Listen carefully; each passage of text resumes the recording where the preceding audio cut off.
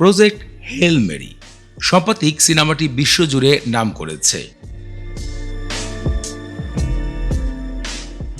হেল Mary সিনেমায় এমন কি রয়েছে যা বাংলাদেশের প্রধানমন্ত্রী তার কন্যাকে নিয়ে দেখেছেন 2 এপ্রিল।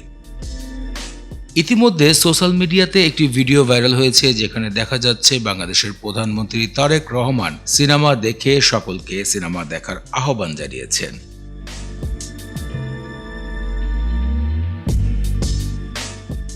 প্রজেক্ট হেল মেরি বিশ্বজুড়ে $300 মিলিয়ন ইনকাম করেছে ইতিমধ্যে।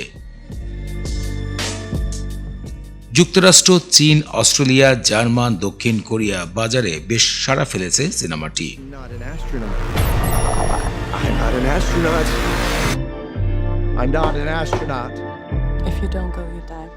বাংলাদেশের মানুষের ভিতরে কৌতূহল জেগেছে সিনেমাটি যেহেতু বাংলাদেশের প্রধানমন্ত্রী উপভোগ করেছে এবং সবাইকে দেখতে অনুরোধ করেছে, তাহলে অবশ্যই এর মধ্যে কিছু একটা রয়েছে। তাহলে জেনে আসি ঘটনাটি কোথা থেকে শুরু হয়। প্রজেক্ট হেল মেরি সিনেমাটির কাহিনী একটি নোবেল থেকে নেওয়া হয়েছে, যেখানে রাইল্যান্ড গ্রেস নামক একজন স্কুল শিক্ষককে কেন্দ্র করে সিনেমাটি সাজানো হয়েছে।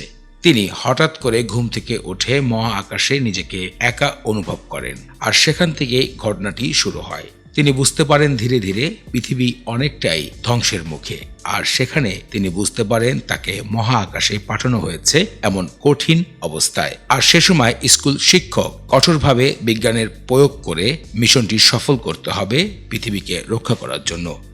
এমনই একটি গল্প খুঁজে পাওয়া গিয়েছে প্রজেক্ট হেলি মেরিতে।